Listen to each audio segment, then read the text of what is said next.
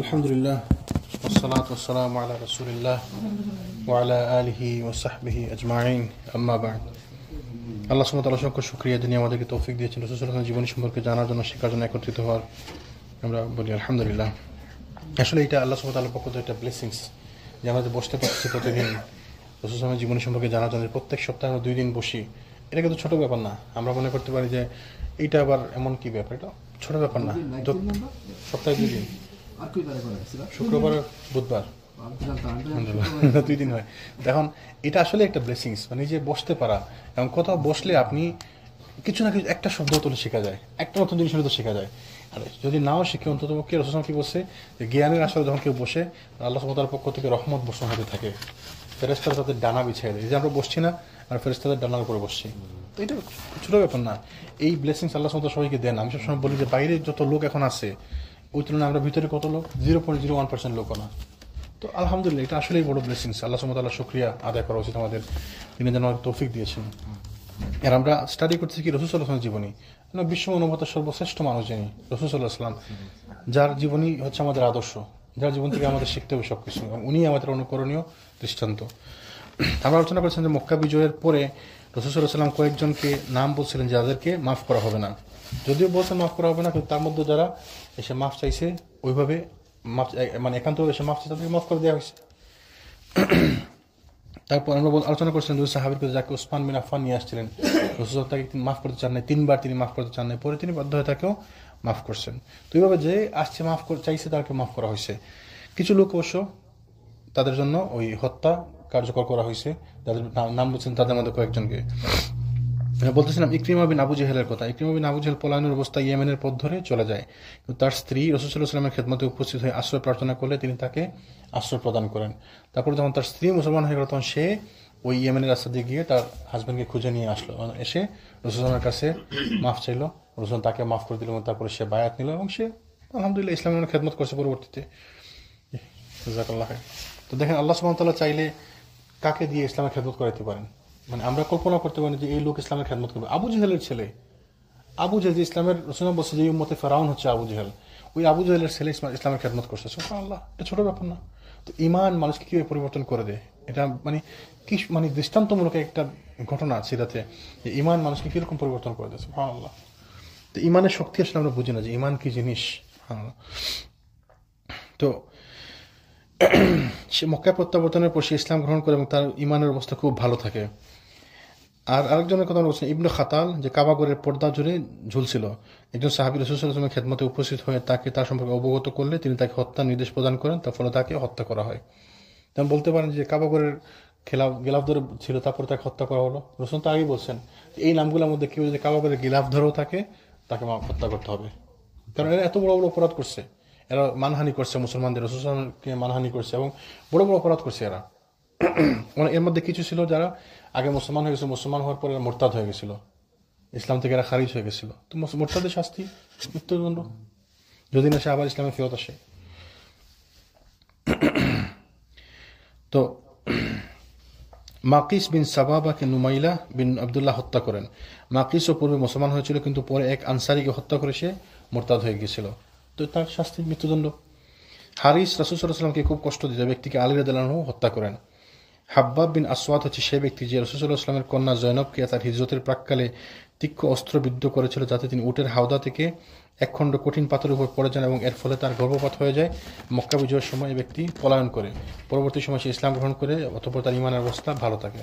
তো এই ঘটনাটা আসলে আমি জানি না বলছি কিনা, আমরা রাসূল সাল্লাল্লাহু আলাইহি ওয়াসাল্লামের কন্যা জয়নব, তার হাজব্যান্ডের নাম ছিল কি আবুল আস। তো তিনি বদর যুদ্ধে ওই ক্যাপচার্ড হয়েছিলেন বদর যুদ্ধের সময়, মানে যে 70 জনকে বন্দী করা হয়েছে তার মধ্যে ছিলেন উনি আবুল আস। তো সে যখন হত্যা মানে ক্যাপচার হয়েছে, তখন তার জন্য সবার জন্য মুক্তিপণ চাওয়া হয়েছিল। তো তার জন্য মুক্তিপণ পাঠানো হয়েছে তার ওয়াইফ রাসূল সাল্লাল্লাহু আলাইহি ওয়াসাল্লামের মেয়ে জয়নবের পক্ষ থেকে।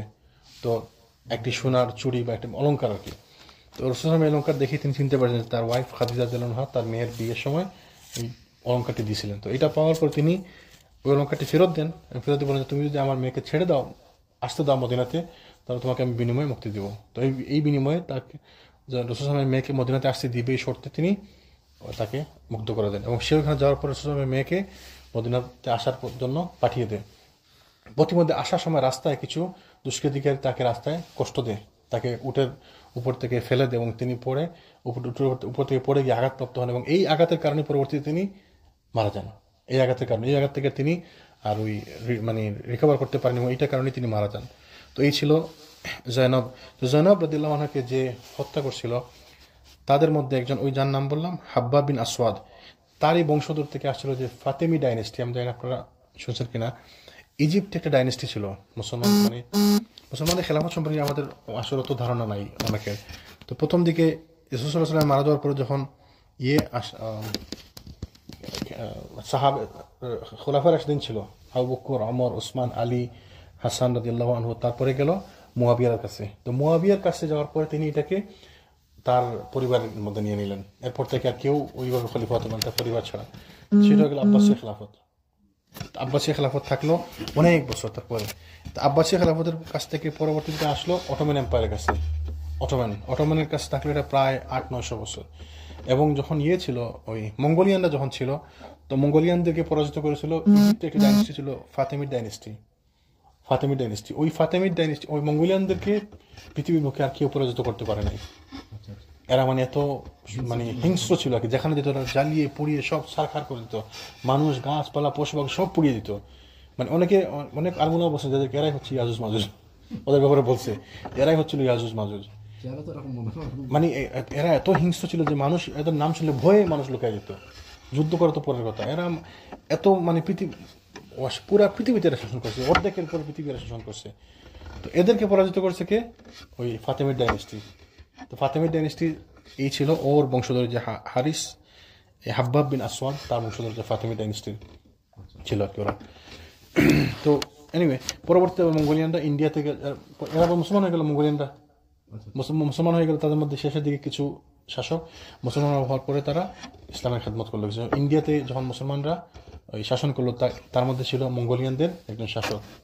তো মঙ্গোলিয়ানরা পরবর্তীতে মুসলমানরা যাওয়ার পরে ইসলামের খেদমত করছে। তো আল্লাহ সুবহানাহু ওয়া তাআলা কাকে দিয়ে ইসলামের খেদমত করেন? আল্লাহ যাকে দিয়ে ইচ্ছে তাকে দিয়ে আল্লাহ খেদমত করেন।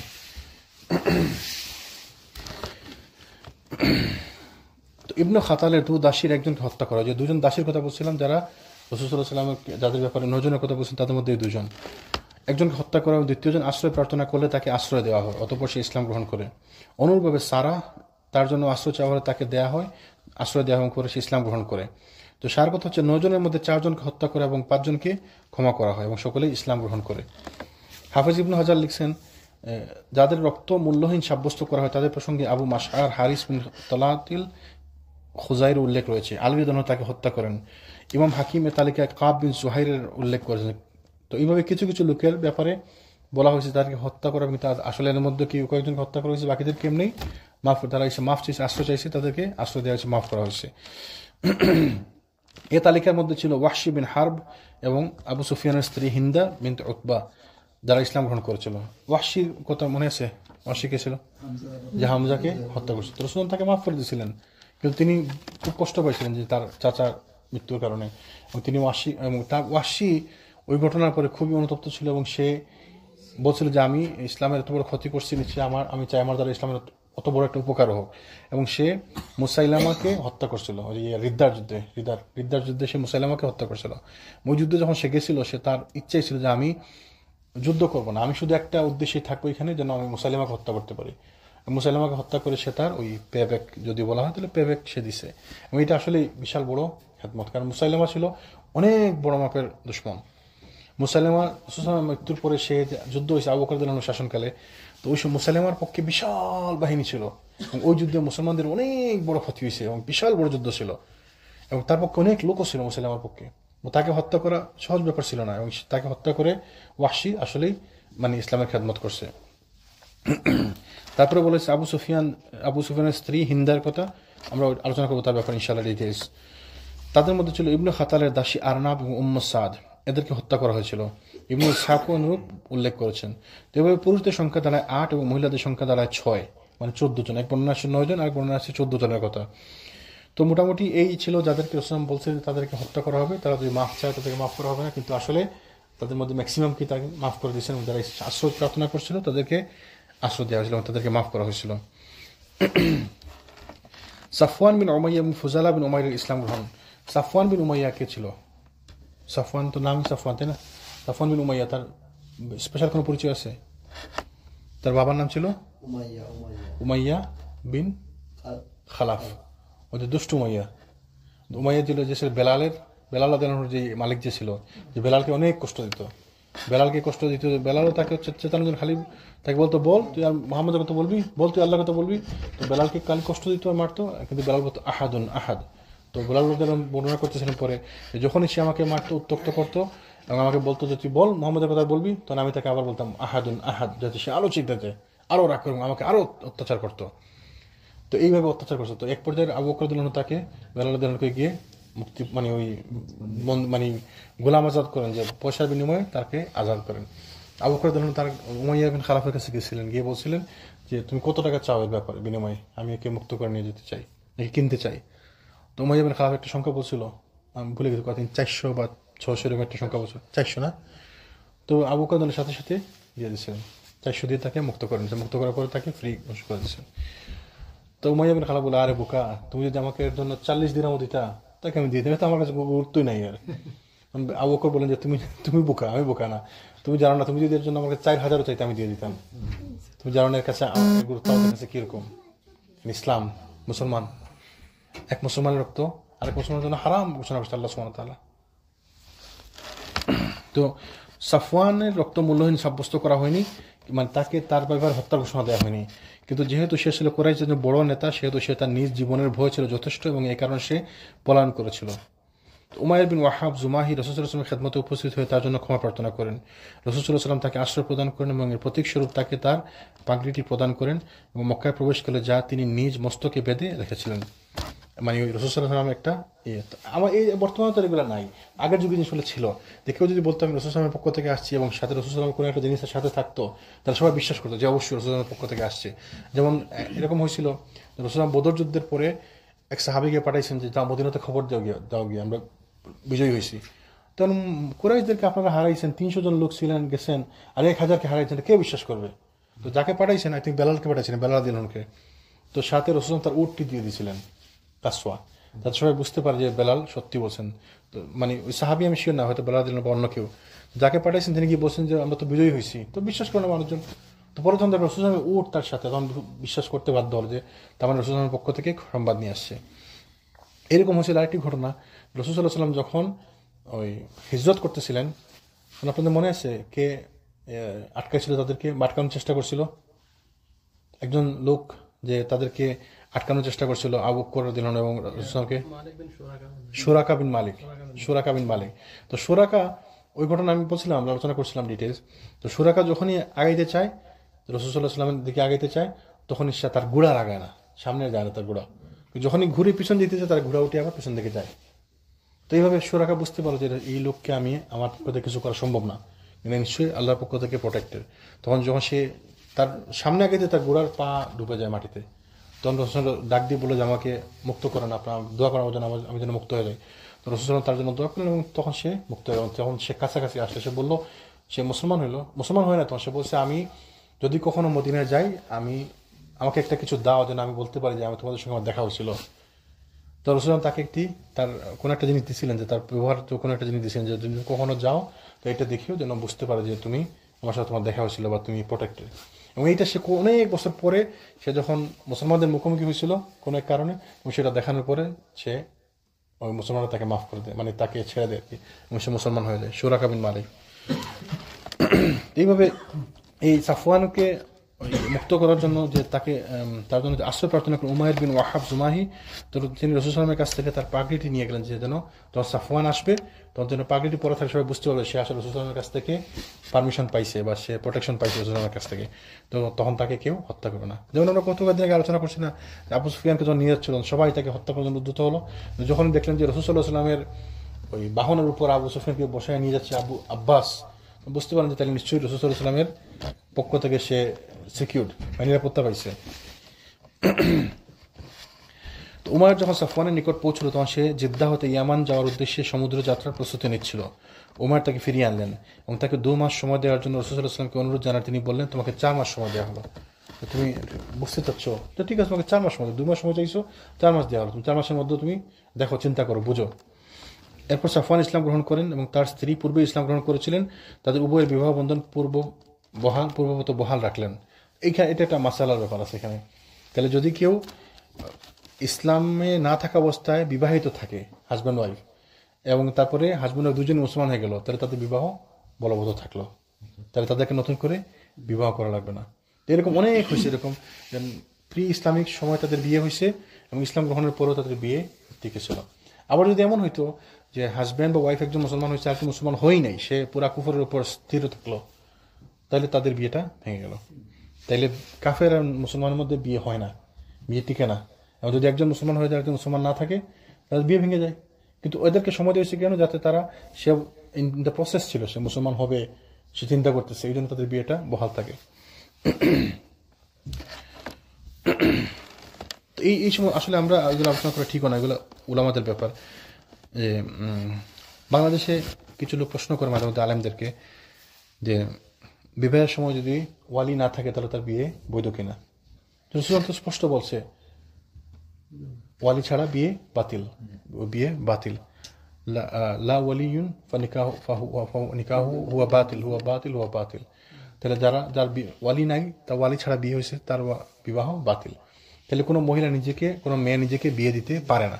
তাকে বিয়ে দিতে পারবে তার কোনো ওয়ালি থাকলে, বাবা অথবা ভাই অথবা দাদা অথবা চাচা। যদি এরা কেউ না থাকে তাহলে কোনো একজন আত্মীয়, বা বাবার পক্ষ থেকে বা ভাইয়ের পক্ষ থেকে কেউ একজন, তাই না? বাবা, দাদা, চাচা, ভাই, এরকম আর কি। তখন যারা বাংলাদেশে, যেটা খুব কমনলি হয় আমাদের দেশে, খুব কমন একটা প্র্যাকটিস, ছেলে মেয়ে একসাথে গিয়ে পালিয়ে গিয়ে বিয়ে করলো কোর্টে, তাই বিয়ে কি হবে? তখন এই প্রশ্নটা করে আলম আমাদেরকে অনেকে, কারণ এরকম ঘটনা অনেক আছে বাংলাদেশে। এবং এমন হয়েছে, হ্যাঁ না, যারা পালিয়ে বিয়ে করে। এখন যদি এমন হয় যে মেয়ে নন মুসলিম, ছেলে মুসলমান, এবং সে মেয়েকে মুসলমান বানাইছে, মেয়ের ফ্যামিলি মানবে না, সেটা ভিন্ন জিনিস। তখন মেয়ের ওয়ালি হচ্ছে কাজী, বা মেয়ের ওয়ালি হচ্ছে যে কেউ হইতে পারে। মেয়ের ওয়ালি রাষ্ট্রপ্রধান হইতে পারে। আমাদের দেশে তো ইসলামী দেশ, রাষ্ট্রপ্রধান না, মসজিদের ইমাম বা গণ্যমান্য কোনো ব্যক্তি বা নিদেন পক্ষে কাজী ওয়ালি হইতে পারে, যদি মেয়ে নন মুসলিম থাকে এবং তার পরিবার হইতে রাজি না থাকে। কিন্তু মুসলমান মেয়ের তো ব্যাপার না, মুসলমান মেয়ের তো ওয়ালি লাগবে। এখন ওয়ালি মানে কি, ওই কোনো একজন বন্ধুকে ডেকে বললো যে তুমি উকিল বাপ, দিস ইজ রং, এটা হয় না। তো প্রশ্ন করে যে এই সমস্ত বিয়ের কি হবে? তো এই তো কঠিন মশলা। আপনি একটা কথা বলবেন এবং এর কারণে তার বিয়ে ভেঙে দিবেন আপনার কথার কারণে, টাফ ডিসিশন। আবার আল্লাহ রসুল যদি বলে থাকে, then you have no choice. যেটা আল্লাহ রসুল বলছেন ওইটাই নিয়ম মশলা, কঠিন হলে কঠিন। তো এই জন্য আমাদের দেশে মাযহাব অনুযায়ী, হানাফি মাযহাব অনুযায়ী এটা জায়েজ, মানে ওয়ালি লাগে না।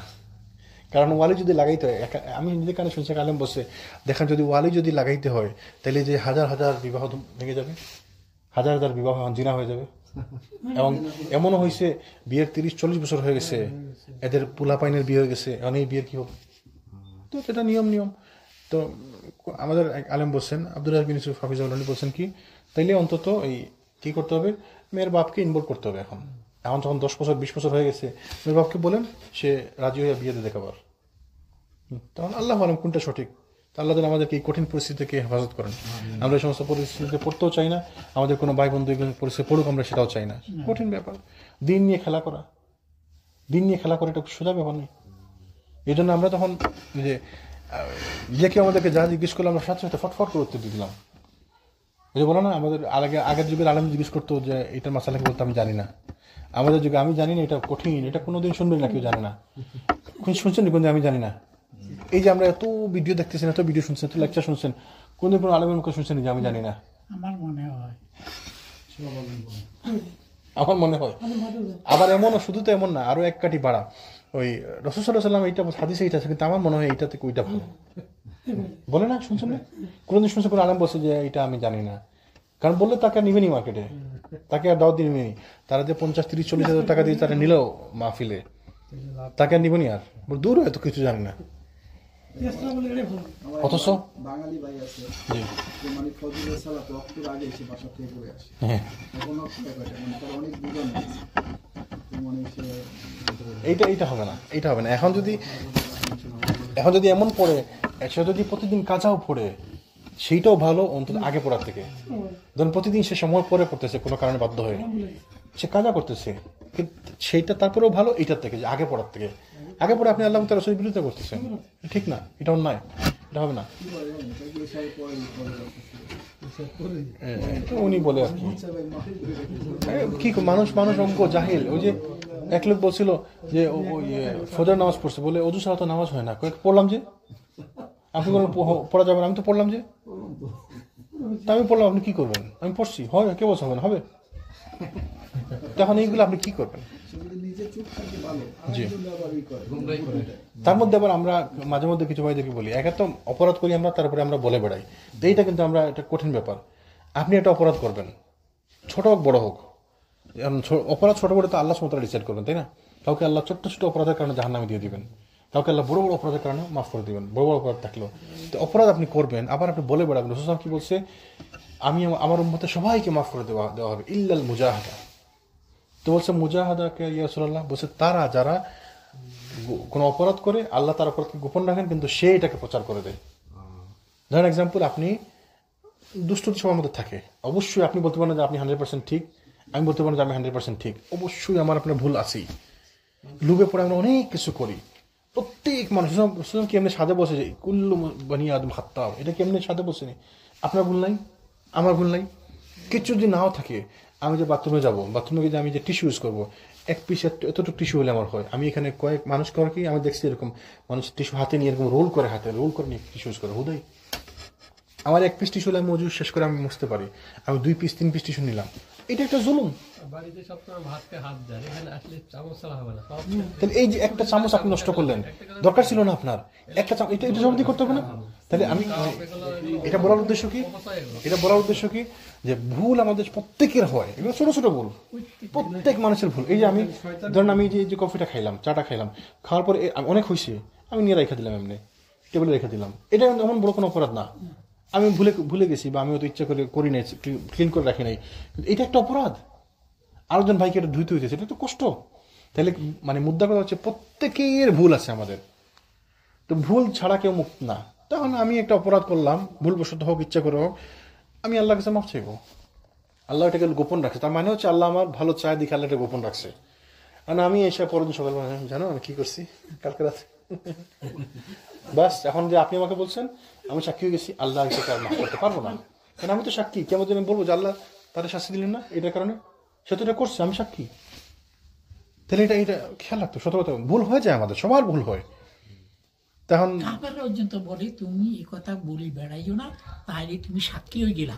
যখন নবী করিম সাল্লাল্লাহু আলাইহি ওয়াসাল্লাম আল্লাহ যখন কোনো কিছু বলে তখন তোমরা এটা ইয়ে করি না, কাপড়রা এটা বলে যে সাক্ষী হয়ে গেল। জি, মানে খেয়াল রাখবেন, এটা কিন্তু আমাদের সবার জন্য, আমার জন্য, আপনার জন্য, সবার জন্য। এটা ভুল সবার হয়, আমরা মাফ চাইবো আল্লাহর কাছে, আমরা ভুল থেকে বিরত থাকার চেষ্টা করবো। তারপরে ভুল হবে। ভুল কেন হবে?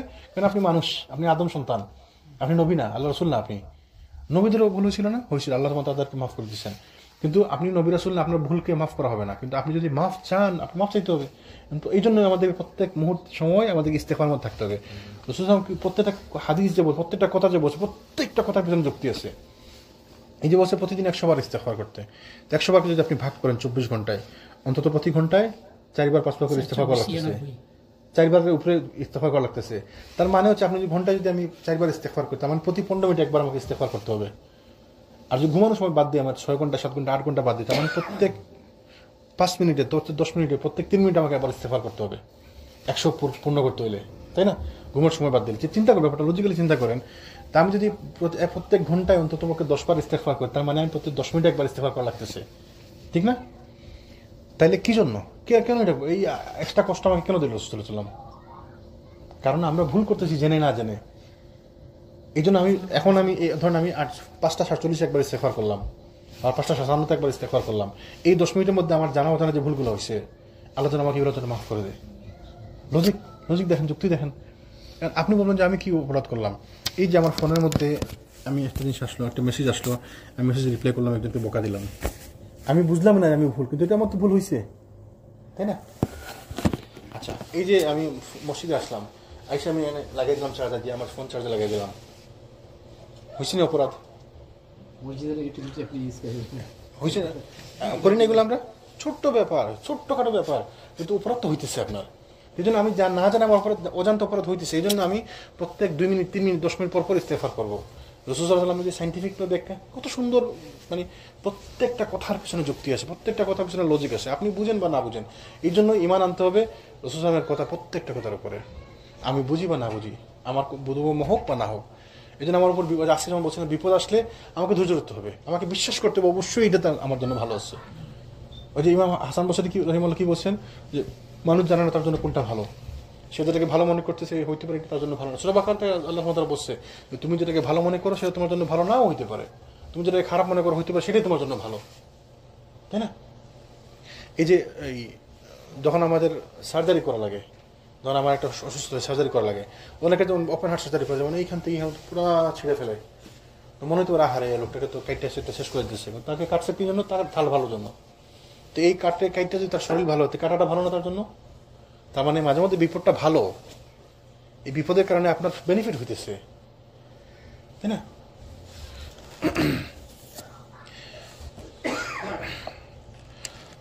তো তাদের উভয় বিবাহ বন্ধন পূর্ববত বহাল রাখলেন।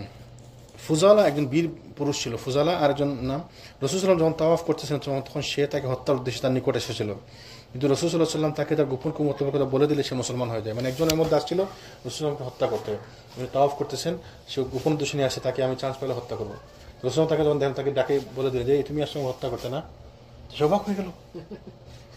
তো সে আল্লাহ সুবহানাহু ওয়া তাআলা দেখেন কি সুন্দর রসুলকে মুজিজা দিয়েছিলেন, যে ও আসছে হত্যা করতে, তাকে ডাক দেবেন তুমি হত্যা করতে আসছো না, আল্লাহ জানিয়েছেন। তো সাথে সাথে মুসলমান হয়ে গেল। সে বুঝতে পারলো যে ওই যে একটু বলছিলাম যে আল্লাহ সুবহানাহু ওয়া তাআলা যাকে যার মধ্যে হেদায়েত রাখেন, কোনভাবে যে কে হেদায়েত প্রাপ্ত হয় আল্লাহ আলাম। ওই যে লোকটাকে কোরআন নিয়ে গেল, হয়তো সে কোরআন পড়বেই না, জীবনেও পড়বে না, হাতই দিবে না কোরআনে, কিন্তু আল্লাহ চাইলে তাকে কোরআনের কারণে হেদায়েত দিতে পারেন। কিভাবে? ওই যে বলছিলাম, ধরেন এক্সাম্পল, সে গাড়ির মধ্যে রাখলো কোরআন, তাই না? এখন সে আরেকজনকে গিয়ে গাড়ি দিয়ে ধুম করে মেরে দিল, যাকে মারলো সে মুসলমান, তখন সে তো আসছে বাইরে, হ্যাঁ তাকে এই করবো সেই করবো। যখন দেখছে কোরআন, তোর মনটা নরম হয়ে গেছে, যা হোক নন মুসলিম, কোরআন আছে গাড়িতে, যাক মাফ করে দিলাম, মনে হয় সে কোনো কোরআনটা পড়ে হইতে পারে না এটা। যখন আপনার একজন ক্ষতি করছে, আপনি তাকে মারতে গেলেন, তাকে ধরতে গেলেন, গিয়ে দেখলেন যে তার কাছে কোরআন আছে, আপনার মনের মধ্যে একটু সফট কর্নার তৈরি হবে না? যাক বাদ দেখ, এই যে তাকে বাদ দিলেন, তাকে মাফ করে দিলেন, সে বুঝতে পারলো যে কোরআন দেখে আপনি তাকে মাফ করে দিলেন। এমন হতে পারে যে তার আকর্ষণ হবে যে মাশাআল্লাহ আল্লাহ দেখছেন এই কোরআনের কারণে আমার মাফ করে দিল, এবং সে মুসলমান যেতে পারে। আল্লাহ চাইলে তাকে কাকে কখন হেদায়েত দেয় কেউ জানে না। যদি আমরা চেষ্টা করবো, কোনো চেষ্টাকে আমরা ছোট মনে করবো না, যে দূর এইটাতে কি হবে। যেমন আমাদের এক ভাই যতটা প্যাসেঞ্জার পাশে খালি কোরআন বিলি করে, তো অনেকে বলছে দূর এইগুলো আন্তাজি বক্সে পর বক্স কোরআন বিলি করে হুদাই আন্তাজি। কেউ আপনি জানেন না কোন কাজে লাগতে পারে। হয়তো এই কোরআন এই লোকে পড়বে না, এই লোকের বাসায় কোনো মেহমান আসবে, কোনোদিন হয়তো কোনো এক মেহমান আসবে, ওই মেহমানের কোনো একটা বাচ্চা হয়তো ভুল করে কোনো একটা নিয়ে যাবে, হয়তো কেউ দেখবে, আল্লাহু আলাম কার কখন কোনভাবে যে বেনিফিটেড হবে কেউ জানি না আমরা।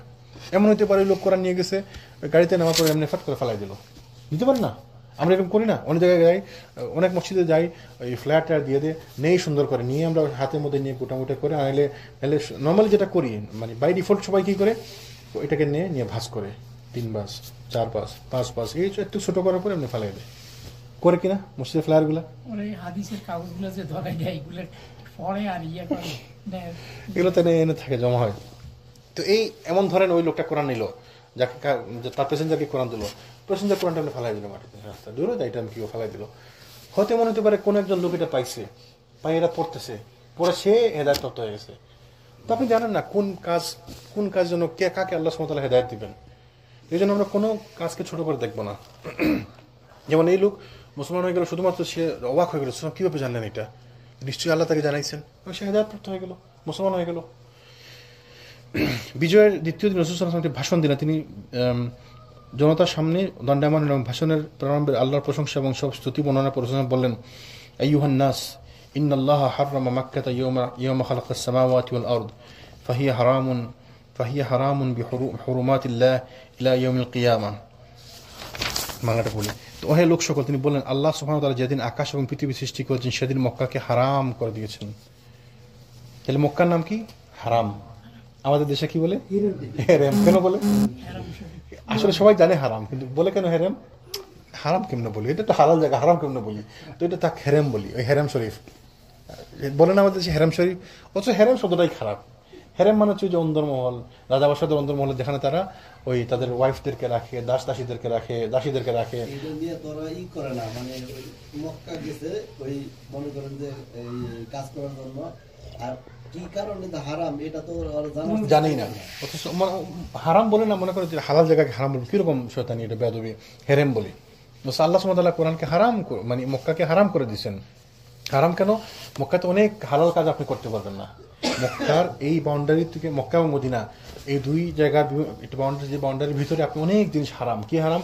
গাছ কাটতে পারবেন না, পাতা ছিঁড়তে পারবেন না, পশু পাখি হত্যা করতে পারবেন না, বিষাক্ত হইলে পারবেন, ক্ষতিকর জীব হইতে সেতে পারবেন, মারামারি করা যাবে না, ঝগড়াঝাড়ি করা যাবে না, এই হারাম কাজ বিরত থাকতে হবে। তখন মানুষ মক্কার সামনে দাঁড়িয়ে বিড়ি খায়।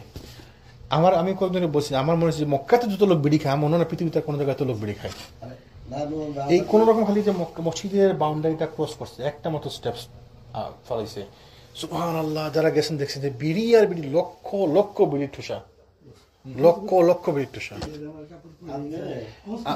আচ্ছা, মসজিদের বাউন্ডারির ভিতরে হচ্ছে ওই যে মক্কা টাওয়ার, যারা গেছেন তো দেখছেন মক্কা টাওয়ার, যেটা মসজিদের বাউন্ডারির ভিতরে, ওই মক্কা টাওয়ার উপর রেস্টুরেন্ট আছে, রেস্টুরেন্টের একটা সিঁড়ি আছে, সিঁড়িখানে বসে মানুষ একটা রেস্টুরেন্ট আমরা দেখছি না, তো বিড়ি খাইতেছি, এহরাম পরা, কাপড় পরা এহরামে বিড়ি খাইতেছে। তাই বললাম তো উমরা শেষ? হ্যাঁ উমরা শেষ, শুধু হালাল হয় নাই, হালাল হয় না, মানে চুল কাটে নাই, তুই বিড়ি খাইতেছিস? খাই টায়ার্ড হয়ে গেছে, বিড়ি খাইতেছি। সে তার উমরা শেষ হয় না এখনো, সে মানে কাজ করে আসছে। আচ্ছা, সেটা তো বাসে, মসজিদের বাইরে। আমি বলছি মসজিদের ভিতরে বসা, হারামের বাউন্ডারির ভিতরে, মসজিদের বাউন্ডারির ভিতরে দেখেন, সুবহানাল্লাহ, মসজিদের ভিতরে সাফা মারওয়া মানে মসজিদের ভিতরে। আপনি যে হজ করতে গেছে, মনে করতে মিসপালা আপনি যে ঢাকার রুমের মধ্যে ঝগড়া বাঁধাইছে, মারামারি তো এই মানুষের জিনিসটা বুঝে না। আমরা আজকে যারা আসি, আমরা শুনবো ইনশাল্লাহ, এবং বুঝবো যে মক্কা কি জন্য হারাম, মক্কা কিরকম হারাম। তা আমরা ওইখানে, আপনি যে বললাম যে ক্লক টাওয়ার এবং মক্কা টাওয়ারের মাঝখানে যে গলিটা, তাই না, ক্লক টাওয়ার মক্কা টাওয়ার মাঝখানে গলি, ওই গলিতে দেখছেন লক্ষ লক্ষ বিড়ির ঠোসা। মানে কোন রকম আপনি মক্কার বাউন্ডারি থেকে এক পাড়া মাত্র, এক স্টেপ মাত্র বাইরে আসে, আর যে বিড়ি খাইতে খাইতে ঢুকার আগে লাস্ট স্টেপ আর কি, লাস্ট মানে যখন ঢুকবে, মানে ওই টানের মধ্যে শেষ করে দিবে আর কি, দিয়ে ফালাইয়া তারপরে করে ঢুকলো মসজিদে, ধোঁয়া নিয়ে মসজিদে ঢুকতেছে। আচ্ছা, হারামের বাউন্ডারির ভিতরে, মক্কা টাওয়ার যেটা হারামের বাউন্ডারির ভিতরে, কি করবেন? এইগুলো জিনিসগুলো খারাপ। যেমন আপনি ওইখানে কলকাতা ছাপা কোরআন বিক্রি নিষিদ্ধ, মক্কাতে মদিনাতে কলকাতা ছাপা কোরআন যেটা, মানে আমাদের দেশি ছাপা যেটা, ওই কোরআন বিক্রি নিষিদ্ধ, কিন্তু বিড়ি তো নিষিদ্ধ না। কোরআন বিক্রি নিষিদ্ধ করছে কারণ ওইটা অন্য ছাপা, ছাপার মধ্যে কিছু ভুল থাকতে পারে, ভুল আছে থাকে, ওইটা নিষিদ্ধ করছে, কিন্তু বিড়ি যে খাইতেছে কি বলবেন? রসুল কি বলছে? আল্লাহ যেদিন আকাশ এবং পৃথিবী সৃষ্টি করছেন সেদিন মক্কাকে হারাম করে দিয়েছেন। মানে কখন হারাম করছেন? সৃষ্টির শুরু থেকেই মক্কা মদিনা আল্লাহ এটাকে প্ল্যান করছে যেটা হারাম হবে, যেটা হারাম। এ কারণে কিয়ামত পর্যন্ত হারাম বা পবিত্র থাকবে। যে ব্যক্তি আল্লাহ এবং পরকালে বিশ্বাসী হবে তার জন্য এটা বৈধ হবে না যে সে এখানে রক্তপাত ঘটাবে অথবা এখানকার কোনো বৃক্ষ কর্তন করবে, কোনো গাছ কাটবে। এখন আবার যদি বলেন যে তাহলে এত যে হোটেল বানাইলো, গাছ কাটলো কেন? তো সেইটা তো নিশ্চয়ই মানে ব্যাপারটা বুঝছেন, এর প্রয়োজনে ওরা গাছ কাটছে যেন হাজিরা থাকতে পারে, মানুষ যখন আসবে থাকতে পারে। যদিও এইটাও আল্লাহ জানে কতটুকু ঠিক, এটা তো ব্যবসার জন্য করতেছে। কেউ যদি আবার দেখেন রসুল সাল্লাম কি সুন্দর সুবহানাল্লাহ হিকমা দেখেন, তিনি বলছেন কেউ যদি এ কারণে জায়েজ মনে করে যে রসুল সাল্লাল্লাহু আলাইহি ওয়াসাল্লাম এখানে যুদ্ধ করেছেন, তবে তাকে বলে দাও যে আল্লাহ স্বয়ং তার রসুল সাল্লাল্লাহু আলাইহি ওয়াসাল্লামকে অনুমতি প্রদান করেছিলেন। আমাদের অনেকের মনের মধ্যে প্রশ্ন আসছে না, রসুল সাল্লাম যে এই মাত্র গেলেন তো তিনি তো এখানে যুদ্ধ করেছেন, হত্যা করছেন। আবার বলছেন কাবার গিলাফ ধরে থাকলেও তাকে হত্যা করা হবে, এবং একজন কাবার গিলাফ ধরে ছিল তাকে হত্যা করা হয়েছে। তা আপনি এতক্ষণ কি বললেন? সাথে যে মানুষের মধ্যে মধ্যে আসতে পারে, রসুল সাথে সেটা বলেছেন যে কেউ যদি মনে করে যে আল্লাহ রসুল তা আপনি তো যুদ্ধ করছেন এখানে এসে, তাহলে সে যেন বুঝে নেই যে আল্লাহ সুবহানাহু ওয়া তাআলা আমাকে নির্দেশ দিচ্ছেন, তাও সেটা সার্টেইন টাইমের জন্য, এই দিনের একটি অংশের জন্য আমাকে নির্দেশ দিচ্ছেন যেন আমি এখানে যুদ্ধ পারমিশন পেয়েছি আল্লাহর কাছ থেকে। নাহলে আমার রসুল সাল্লাল্লাহু আলাইহি ওয়াসাল্লামের জন্য পারমিটেড না মক্কার ভিতরে যুদ্ধ করা, হারামের ভিতরে যুদ্ধ করা। তাহলে কীরকম কঠিন হারাম! হারামের বাউন্ডারির ভিতরে যুদ্ধ করা, রক্তপাত করা কোনো কারণ ছাড়া, কত বড় হারাম! তো কি বললেন, কেউ যদি এ কারণে জায়েজ মনে করে যে রাসূল সাল্লাল্লাহু আলাইহি ওয়াসাল্লাম এখানে যুদ্ধ করেছেন, তবে তাকে বলে দাও যে আল্লাহ স্বয়ং তার রাসূল সাল্লাল্লাহু আলাইহি ওয়াসাল্লামকে অনুমতি প্রদান করেছিলেন, কিন্তু তিনি তোমাদেরকে অনুমতি দেননি, বা আমার জন্য শুধুমাত্র দিনের একটি নির্দিষ্ট সময়ের জন্য তা বৈধ করেছিলেন। রাসূল সাল্লাল্লাহু আলাইহি ওয়াসাল্লামকে আল্লাহ অনুমতি দিয়েছেন একটি নির্দিষ্ট সময়ের জন্য, এরপরে আপনিও পারবেন না, আপনার জন্য সেটা জায়েজ নাই। সুবহানাল্লাহ। অতঃপর আজ তার পবিত্রতা অনুরূপ ফিরে এসেছে, গতকাল তার পবিত্রতা যেমন ছিল। তার মানে রাসূল যে ঘোষণা যখন দিলেন যুদ্ধের মানে বিজয়ের দ্বিতীয় দিনে, বলছেন আজকে তার পবিত্রতা ফিরে এসেছে যেরূপ গতকালকে তার পবিত্রতা ছিল বিদ্যমান, মানে যুদ্ধ শুরু করার আগে, মানে মাত্র একদিনের জন্য পারমিটেড ছিল যুদ্ধ করা। অতঃপর যারা এখানে উপস্থিত আছে তারা অনুপস্থিতদের নিকট এ বাণী পৌঁছে দিবে। দেখেন আল্লাহ সুবহানাহু ওয়া তাআলা রাসূলের বাণী আল্লাহর হুকুম আমাদের কাছে পৌঁছে গেছেন, আজকে পৌঁছে গেছে না? তো মক্কা হারাম, কিরকম হারাম? হারামের বাউন্ডারির ভিতর থেকে কোনো কিছু নেওয়াও হারাম। হারামের বাউন্ডারির ভিতর থেকে চুরি নিষিদ্ধ। কিছু মানুষ পয়সা দিয়ে ভিসা করে যায়, খরচ করে যায় চুরি করার জন্য। কিছু মানুষ আসে পকেট মারার জন্য যায় এখানে। সুবহানাল্লাহ, এটা কোনো কথা? রাসূল সাল্লাল্লাহু আলাইহি ওয়াসাল্লাম বলছে যে হারামের ভিতরে যে কোনো কিছু মাটিতে ফেলা থাকে এটা কেউ উঠাবে না। তো টেকনিক্যালি নিয়ম হচ্ছে এটা, হারামের ভিতরে যার যেখানে যেটা পড়ছে এটা কেউ নাড়বে না, কেউ হাত দিবে না, এটাতে হাত দিলেই বিপদ। পাপও তো দেখুন, হ্যাঁ পাপও তো অনেক বেশি করে, অনেক বেশি। এজন্য আব্বাস চলে গেছিল বলে এই আব্দুল্লাহ ইবনে আব্বাস তিনি চলে গেছেন তাইফে, বলছেন যে হারামের ভিতরে থাকলে বেনিফিট যেমন আছে ব্যাড ইফেক্টও আছে, সাইড ইফেক্ট আছে। কি? যে মিথ্যা কথা বললে পাপ বেশি, এক মিথ্যা বললাম বেশি পাপ হয়ে গেল, এক খারাপ কাজ করলাম বেশি শাস্তি হয়ে গেল। দেখেন উনি মক্কা ছেড়ে তাইফে গিয়ে বসবাস করছেন, সে তাইফে মারা গেছে। রাসূল সাল্লাল্লাহু চাচতো ভাই আব্দুল্লাহ ইবনে আব্বাস। কেন?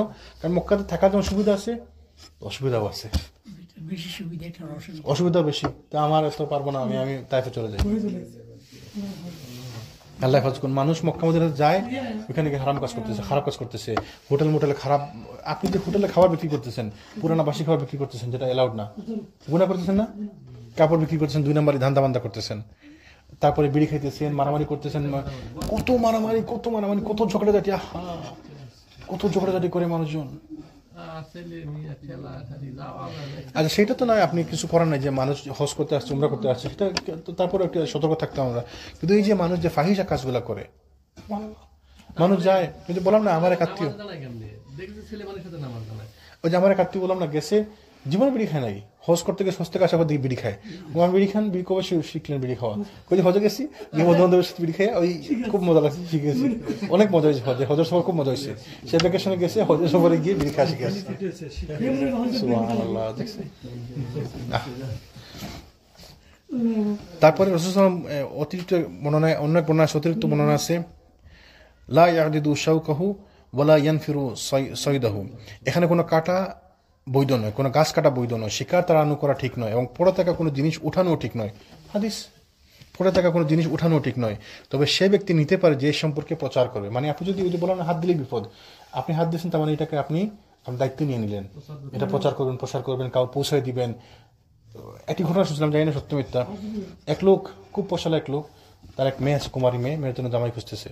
তো মক্কা গেছে উমরা করতে, না উমরা বা হজের সফরে গেছে, যাওয়ার পর তার টাকা হারে গেছে। তো সে টাকা হারিয়ে গেছে, বাড়িতে আসার পরে তো টাকা খেয়াল করতে টাকা হারিয়ে গেছে, অনেক টাকা ছিল। তো সে ঘুরতে খুঁজতে পায় না, পরে গেছে মক্কাতে। আবার যে দেখি যেখানে টাকা হারিয়েছে ওই জায়গায় এক লোক তার টাকা নিয়ে দাঁড়াই আছে কয়েকদিন পর। তো বললো ওই যে আমি টাকার জন্য, এটা আমার টাকা, বলে আমার টাকা দিয়ে তারপর সে যাইতেছে। বলে তো তুমি এখানে দাঁড়াই আছো কতক্ষণ থেকে? বলে ওই যখন পাইছি তখন থেকে দাঁড়াই আছে, আমি নিশ্চিত কেউ যেন এটা নিয়ে নিতে পারে, আমি দাঁড়াই আসার জন্য মালিক সে আসবে, তারপর আমি তাকে দেবো। তো পুরোনো মেয়ের সাথে ওই লোককে দিয়ে দিচ্ছে। তো আমি জানি না সত্য মিথ্যা, আল্লাহু আলম, সালাফদের ইয়ে থেকে পাওয়া। তো এইটা হচ্ছে, আপনি যদি হাত দেন তাহলে আপনাকে পৌঁছে দিতে হবে, প্রচার করতে হবে, সাবধান, কোনো কিছু আমরা হাত দিতে পারবো না। যারা আমি ওই যে এক মাসালা, এক লোক শায়েখ বিন বাসে প্রশ্ন করছে, শায়েখ আমরা যারা ওই গত বছর যখন আমরা হজের সফরে আসছিলাম, তো আমার ওয়াইফ কিছু পাথর, সুন্দর করে কয়েকটা নুড়ি পাথর নিয়ে গেছিল মুজদালিফা থেকে। মুজদালিফাতে পাথর পড়ে না, পাথর পড়ে লাগে না আমরা, তো কিছু পাথর থাকে সুন্দর, এবং দেখতে গোল থাকে, সুন্দর থাকে। তো পাথরটা তো ধুইছে, তো লাগে কম, আমরা নেই বেশি। যেমন আমাদের পাথর লাগে 63টা বা 70টা পাথর লাগে, 63, মানে তো প্রথম দিনে 60টা, পরে 21টা করে 3 দিন, তাই না? তো টোটাল লাগে 3 21 63, আর 60টা হচ্ছে 70টা, আর যদি তৃতীয় দিন আমরা না থাকি তাহলে 21টা কমে গেল। তো তারপরে তো নেওয়ার সময় তো আমরা গনে নেই না, একদম 2-3 খামচি নিয়ে যাই, 2-3 খামচি করে বেশি করে যদি লাগে, আমার লাগলে আর জনের লাগবে, কারণ আপনার তো লাগবে মাত্র 70টা, আপনি তো 71টা ইউজ করতে পারবেন না। তো যদি একদিন কম থাকেন তাহলে 49টা, 21 দুগুণা 42 আর সাথে 49টা, তাই না? 49টা ইউজ করবেন, বাকিগুলো কি করবেন?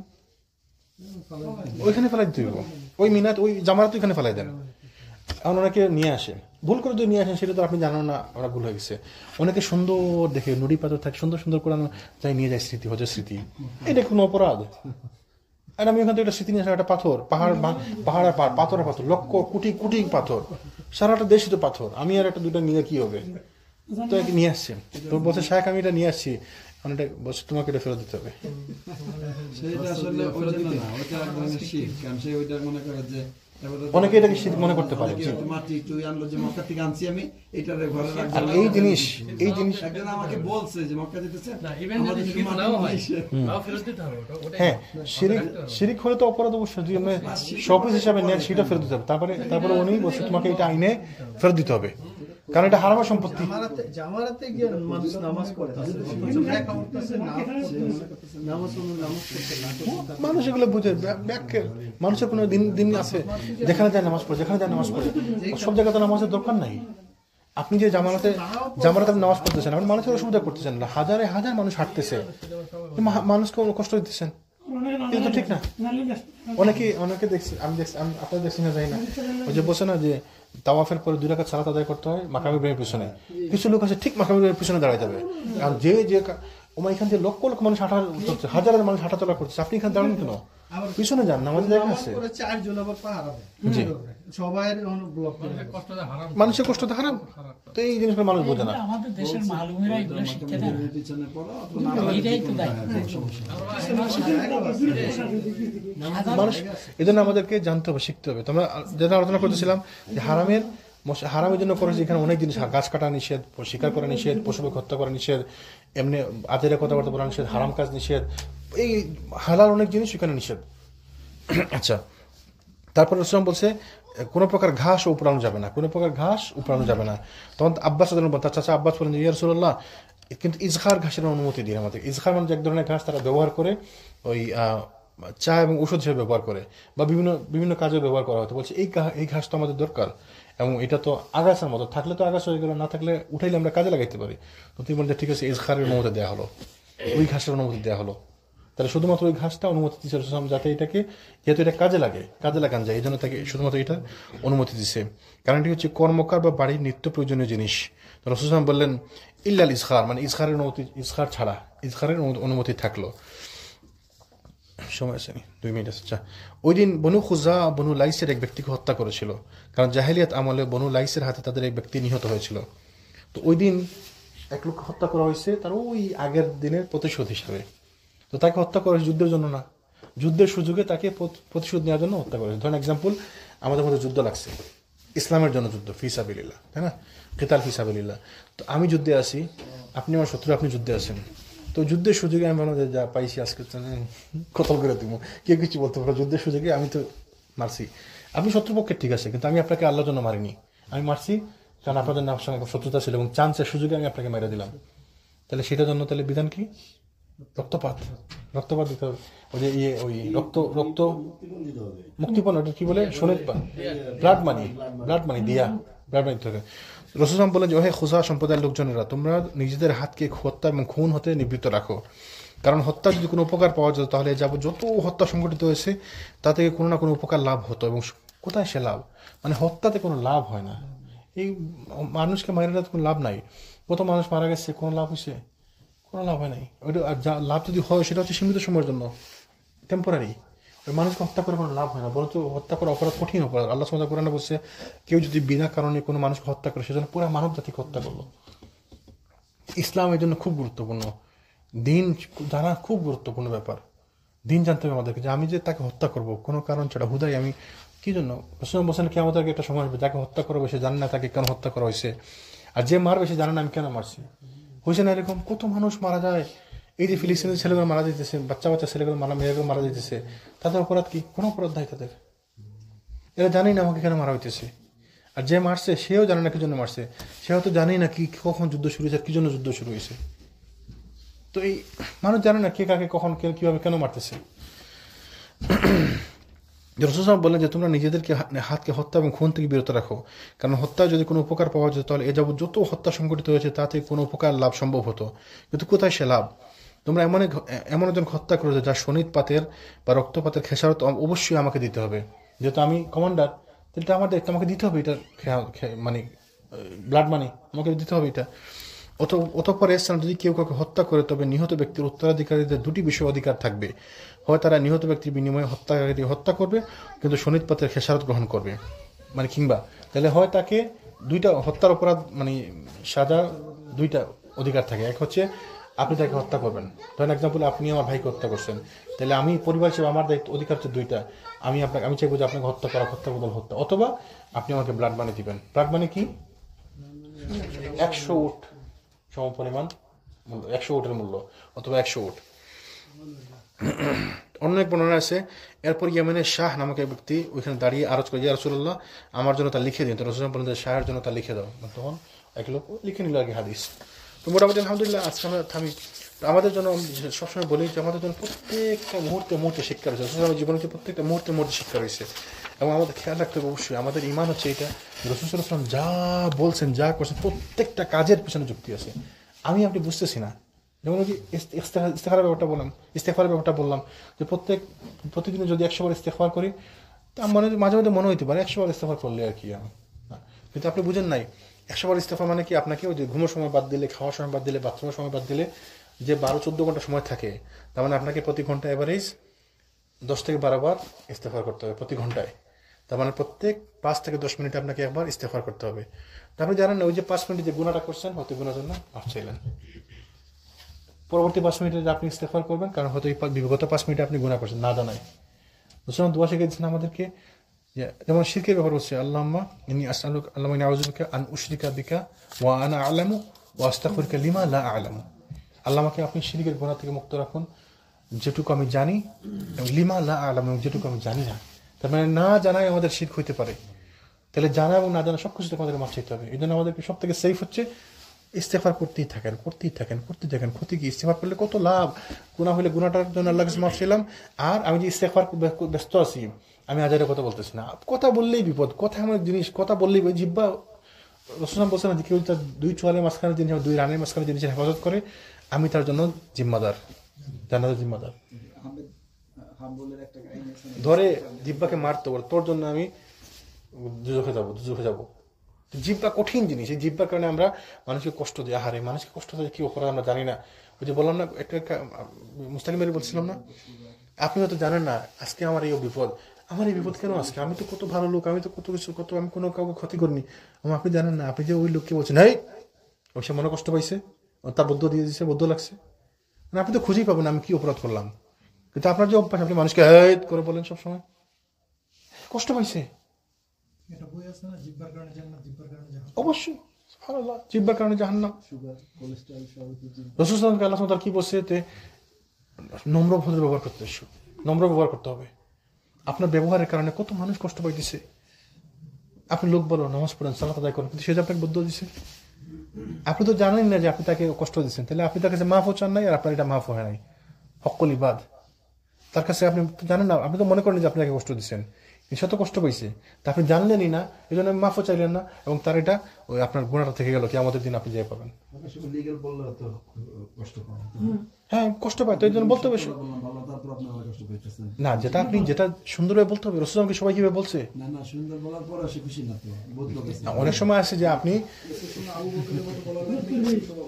ওটা তো পরিস্থিতি বুঝে, যেমন এক্সাম্পল আপনি সালাত পড়তেছেন পূর্ব দিকে ফিরে, মানে ওই উল্টা দিকে ফিরে, আর আমি আপনাকে বলতে হবে যে ভাই আপনি যে পড়ছেন সালাত ওইদিকে না এইদিকে, এটা তো আমি তাকে ভালো জন্য বলছি, সে যদি কষ্ট পায়, এটা আল্লাহ সুবহানাহু ওয়া তাআলা তো আজিজুল হাকিম, আল্লাহ তো সর্বশ্রেষ্ঠ বিচারক, আল্লাহর কাছে কোনো লয়ারও লাগবে না, আল্লাহ এমনি সব জানে। আমি তো তাকে বলছি, উদ্দেশ্য আমার হচ্ছে তাকে ঠিক করে দেবো, এখন সে যদি কষ্ট পায়, তো এই কষ্ট এটার জন্য আমাকে আল্লাহ নিশ্চয় ধরবেন না। আমি তো এই কষ্ট এইদিকে চাপ পড়ে না ওইদিকে পড়ে, তো এইটা তো আমি সুন্দর করে বলতে পারতেন, ভাই এদিকে না ওইদিকে পড়েন। তো বলা আমাদের তো রাসূল তো আমাদেরকে এইটা শিখিয়ে দিয়েছে, এইটাই তো আমরা শিখতেছি। সিরাত থেকে আমরা কি শিখতেছি, এগুলো তো শিখতেছি। আচার আচরণ, বদ্ধতা। মিজানের পাল্লা সব থেকে ভারী হবে কি জিনিস? উত্তম আখলাক। তো এই জিনিস আমরা অনেক পিছনে, এই আখলাকের ব্যাপারে আমরা অনেক পিছনে। আল্লাহ যেন আমাদেরকে হেফাজত, আল্লাহ যেন আমাদের বুঝার তৌফিক দান করেন। প্রথম কাতা যেমন নামাজ জি রমজানে কয়েকটা ভাই বলিস আমাকে ওইখানে এত কষ্ট হয়েছে, মানে সিজদা দিতে পারতেছে না। জি জি জি, দুইবার মরবে এখানে যে ঠেলে, তাহলে এটা তো কষ্ট দেওয়া, তাই না? কষ্ট দেওয়া। তাহলে আপনি প্রথম কাতার নামাজ, প্রথম কাতার সালাত পড়া হুকুমটা কি আসলে? এটা তো ফরজ না। না, রাসূল সাল্লাল্লাহু আলাইহি ওয়াসাল্লাম বলছে তারা যদি জানতো এর বেনিফিট কি, তাহলে তারা রোটারি করে আসতো। তার মানে কি?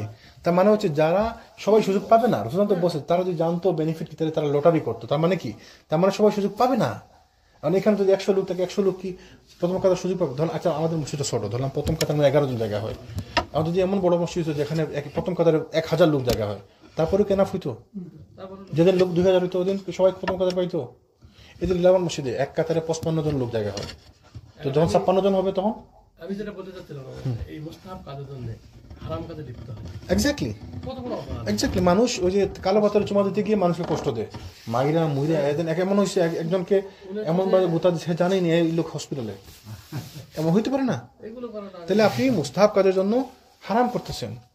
তো আমাদের প্রথম কাতারে যে সুযোগ পেয়েছি আগে, সে তো আগে আসে, তার অধিকার। আপনি কালকে আগে আসেন, আপনি পরে কাতার।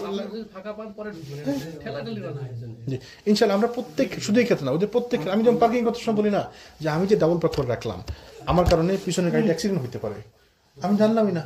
তারপরে আমি বলবো যে আমি কি অপরাধ করছি, আমি তো কিছু করিনি। এই আপনার কারণে যে লোকটা গাড়ি অ্যাক্সিডেন্ট হয়েছে, এবং অ্যাক্সিডেন্টের কারণে সে পুলিশ আসছে, তার কে দিছে, টিকিট দিছে, তার 3-4 হাজার টাকা খরচ হয়েছে, তার ইন্স্যুরেন্স যে বাইরে গেছে 10-15-20 টাকা প্রতি মাসে। আপনি জানেন আপনার কারণে কত ঝামেলা হয়ে গেল। আপনার আমি কি করলাম? আমি তো কিছু করলাম না। আমি যে শাস্তি পেলাম, বলতেছিলাম জাহাঙ্গীর ভাই যেটা বললো যে ঠেলাঠেলি করে, আপনি বলতেছেন ঠেলাঠেলি, কিন্তু আমি তো বলতেছি না ঠিকই আছে, আমি ঢুকতে পারতেছি, এই জন্য তো আপনি আমার কষ্ট দিতেছেন, আমার ঢুকতে দিলেন না। ওটা তো আপনার পাপ হচ্ছে, এটা ওই জন্য তো আপনি বলতেছেন না পাপ হচ্ছে, কিন্তু আমি মনে করতেছি আমি ঢুকতে যাই না, ঢুকার মতো জায়গা থাকলে ঢুকবেন, জায়গা না থাকলে তো এটা তো ব্যাখ্যাটা দিবেন। না না, আপনি বুঝেন না। ভাবতেছেন হারাম কাজ এখন একজন লোক দাঁড়াইতে, কিন্তু আমি তো মনে করতেছি আচ্ছা আমি ঢুকে যেতে পারি না না না, ধরেন এক্সাম্পল, একজন লোক দাঁড়াইতে এই এতটুকু জায়গা লাগে, 1 ফিট জায়গা তো লাগে, 1.5 ফিট জায়গা লাগে, কিন্তু 1.5 ফিট জায়গা না, এখানে আছে 10 ইঞ্চি জায়গা, আমি এখানে কি করব? টাকা ঠেলতেছে, তাহলে আমরা যাবো কই বলেন? ওইটা হচ্ছে একটা এক্সাম্পল। মানে প্রত্যেক ক্ষেত্রে আমাদেরকে সতর্ক থাকতে হবে, প্রত্যেক ক্ষেত্রে সতর্ক থাকতে হবে, শুধুমাত্র এই ক্ষেত্রে না, জীবনের প্রত্যেকটা মুহূর্তে আপনি সতর্ক থাকতে হবে। আপনি আগে বললেন, আপনি স্টপ বললে ওইটা কষ্ট হবে, আপনি আগে বললেন কি জানেন, উনি বলছে আমি নামাজে পড়ছি, নামাজের মধ্যে কি তেলাওয়াত করছি আমি নিজে জানি না, মানে এত রাগ লাগছে আমাকে। তাহলে মানে নামাজেরও তো অবস্থা খারাপ হয়ে গেল। যাক, আল্লাহ সুবহানাহু ওয়া তাআলা আমাদের বোঝার তৌফিক দান করুন। আমরা শিখবো, আমরা সবাই ভুল করি, কারণ আমরা ওই যে ভুল সবার থাকে, এমন না যে খালি আমি ঢুকলাম আমার আপনার বোকা দিতেছেন, এমন না, সবারই ভুল আছে, কোনো না কোনো ভুল সবারই আছে, আমরা প্রত্যেকেই আমরা গুনাহগার, কুল্লু বনি আদম খাত্তা। তাহলে আমরা সবাই মাফ চাইবো আল্লাহর কাছে, আল্লাহ যেন আমাদের সবাইকে মাফ করে দেন, আল্লাহ যেন আমাদের সবাইকে সহিহ পথে চলার তৌফিক দান করেন। সুবহানাল্লাহি ওয়া বিহামদিহি, আশহাদু আল্লা ইলাহা ইল্লা আনতা, আস্তাগফিরুকা ওয়া আতুবু ইলাইক।